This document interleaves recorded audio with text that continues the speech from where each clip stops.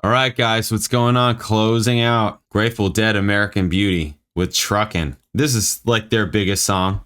This or like Casey Jones, right? Truckin is a song by Grateful Dead, appeared, all right. Recognized by the Library of Congress in 1997 as a national treasure. Oh, of all the songs, this song?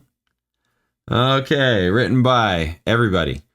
Molds classic Grateful Dead rhythms and instrumentation refer to a drug raid of the band's hotel lodgings in New Orleans during a concert tour earlier in 1970.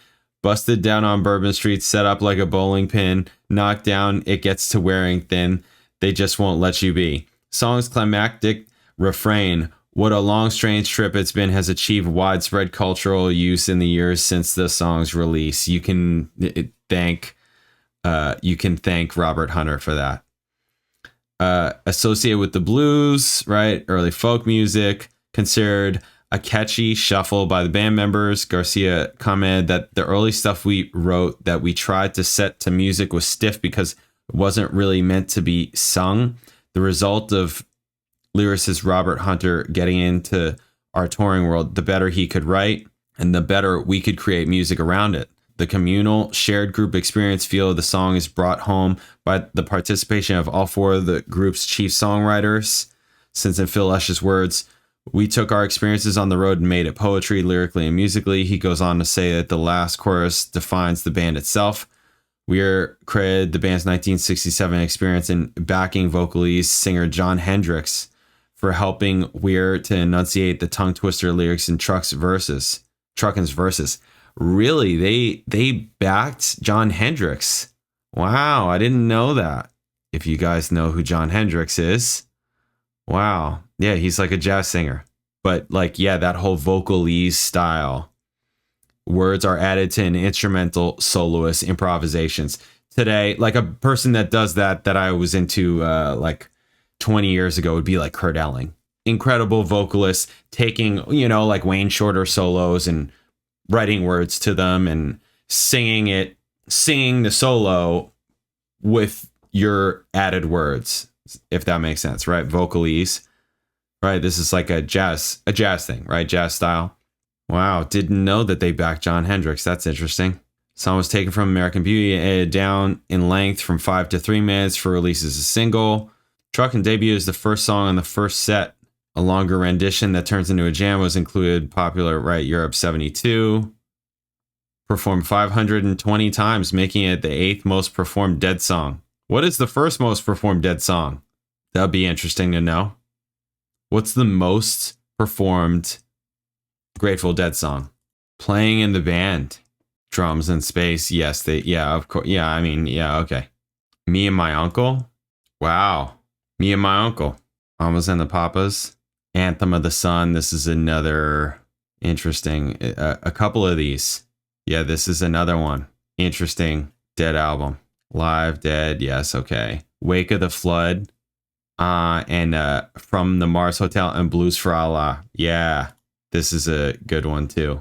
Then you get into like this and the next album. This is all right, but the next album, yeah, Fire on the Mountain. Yeah.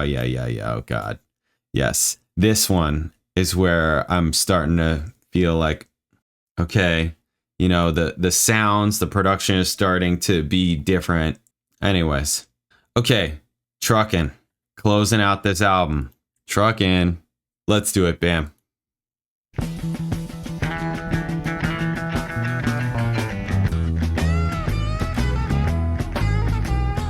All right. More of a strong beat. Truckin', got the chips cashed in, keep truckin', like the Doodah Man together, more or less in line, just keep truckin' on. Right, 1, 4, 5. Basic. Arrows of neon and flashing marquees out on Main Street. Bob. Chicago, New York, Detroit, and it's all on the same street. A typical city involved in a typical daydream. Hang it up and see what tomorrow brings. Dallas. Right, makes sense. The vocalese, yeah. Houston,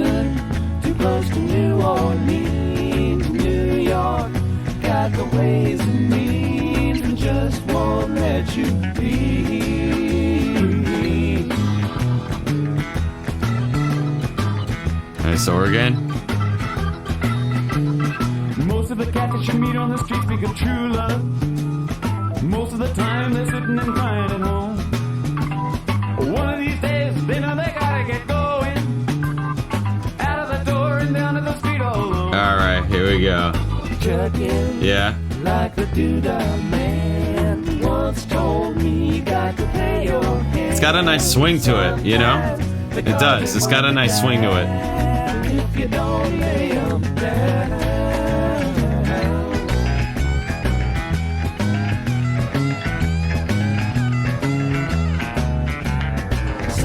This is the part right here. This is probably the coolest part of the song for me. Totally. Other times I can barely see. Lately it occurs to me. And here it is. What a long Nice harmony. trip it's been. Yeah. It's a nice section. It is. It's a nice section. What in the world ever became of Sweet Jane? She lost her sparkle, you know she isn't the same. Living on Reds, vitamin C, and cocaine. All a friend can say is ain't it a shame? Truckin' up the Buffalo, been thinking you got to mellow slow. It takes time to pick a place to go and just keep trucking on.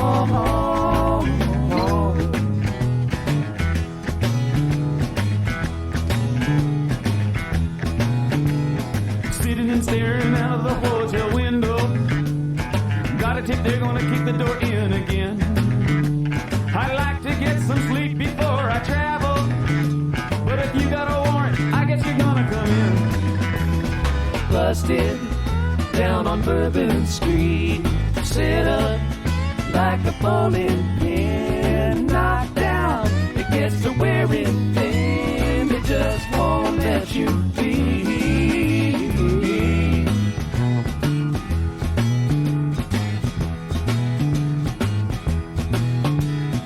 You're sick of hanging around, you like to travel. Get tired of traveling, you wanna settle down. I guess I can't revoke your soul for trying. Get out of the door, light out and look all around. Sometimes the lights are shining on me. Best part of the song. Best part of the song. Hands down. Barely see. Lately it occurs to me. What a long, strange trip it's been.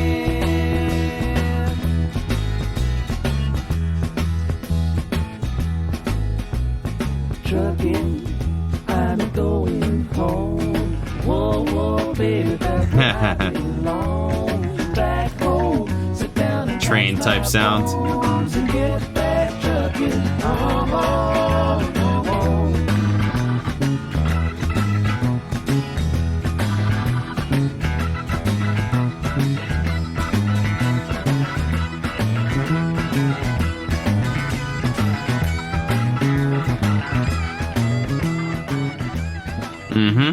There it is. There it is.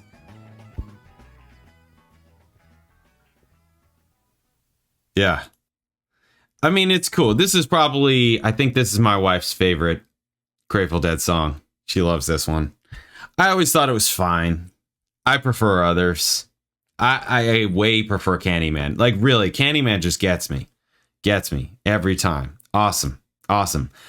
I probably prefer side one. I do. I probably prefer side one. Just because Boxer Rain, Friend of the Devil, Candyman, even Sugar Magnolia, but you know, yeah, Truckin' is fine. Truckin's fine. It was never one that I was crazy about. Kind of no different than like Casey Jones. I don't know. Casey Jones is fine to me. I'm like, yeah, this is fine, but this is like, to me, those tracks.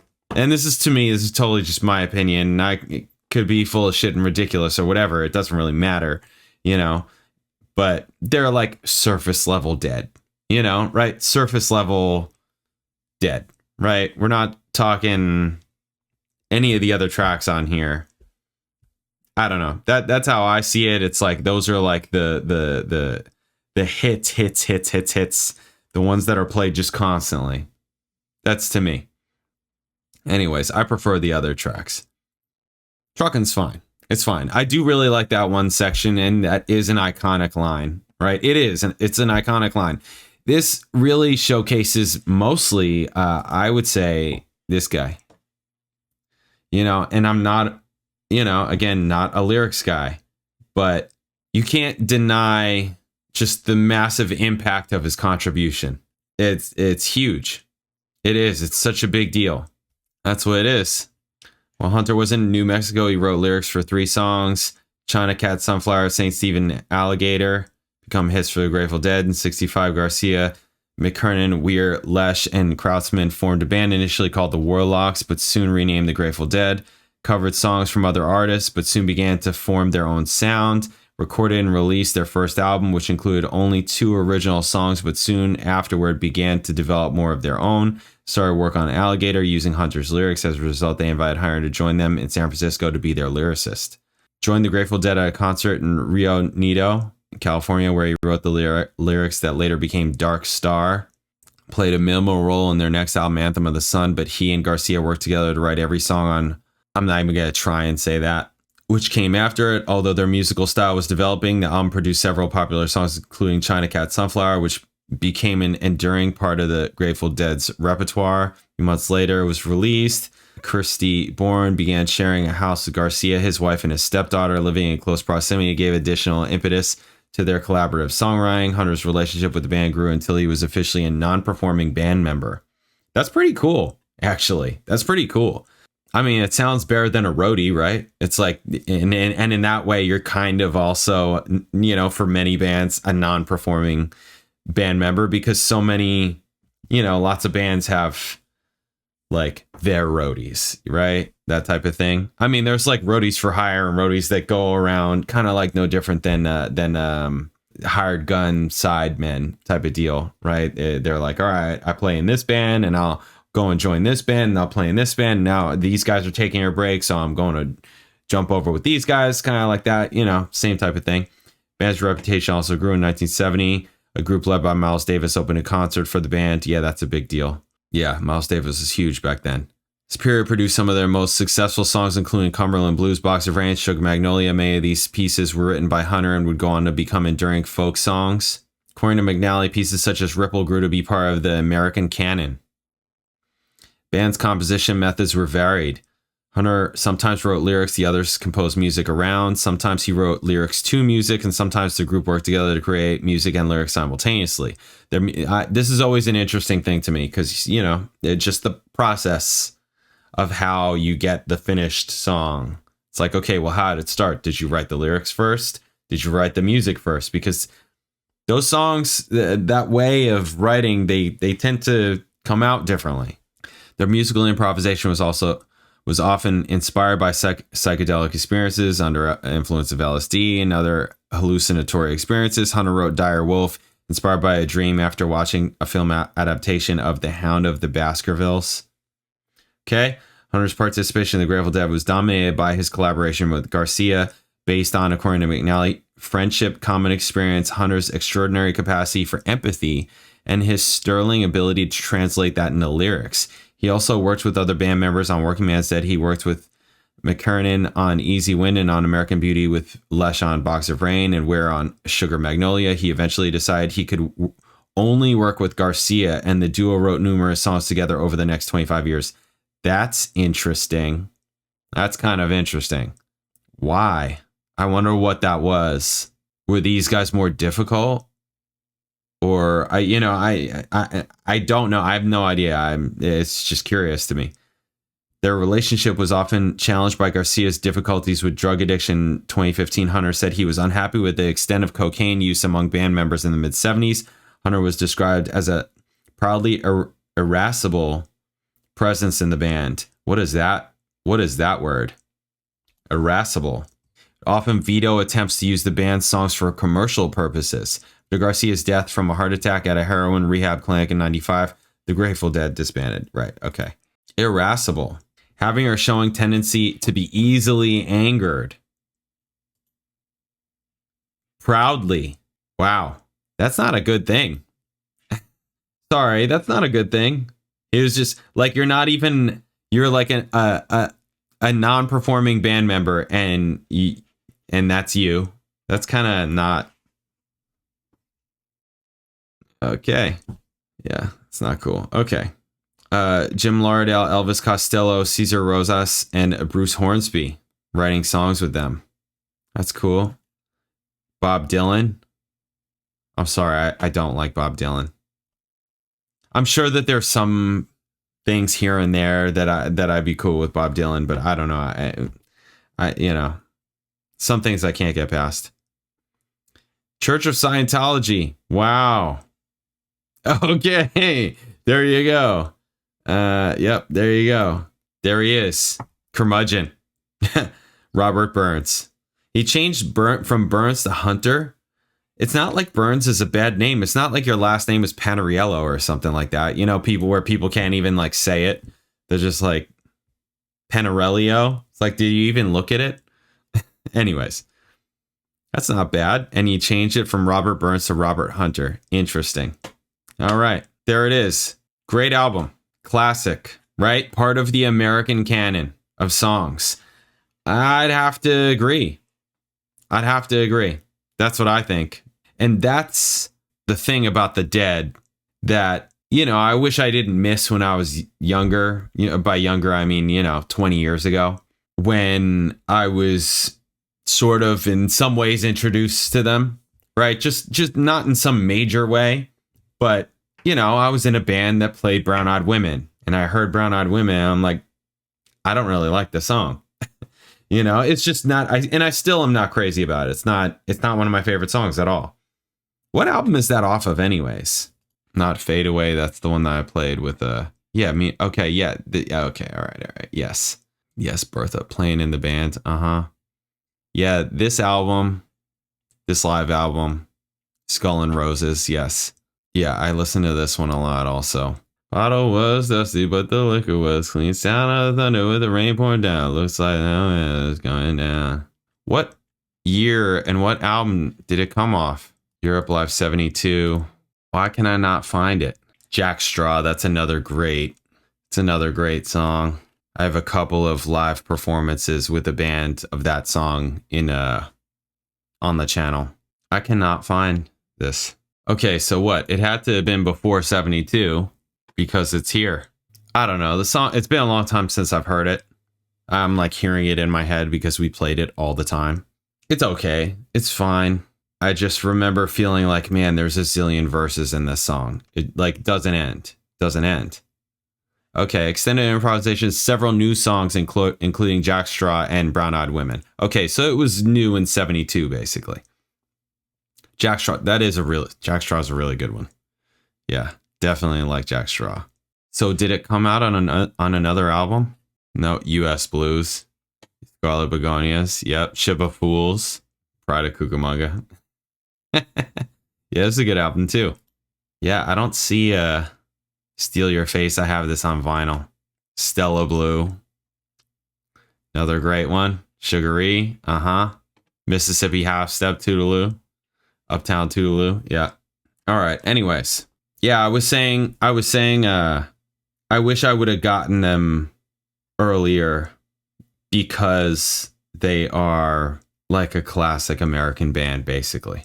Wow, look at all the spin-offs. Tons of them. Crazy. I mean, there's there's so many Grateful Dead cover, Grateful Dead-y type of bands, like everywhere. There was a ton in California. I'm in Florida here. They're everywhere. They're everywhere. It's kind of wild. All different kinds of names, but you know what it is when you start seeing the visuals that they put out. You're just like, oh, this must be like a Dead band.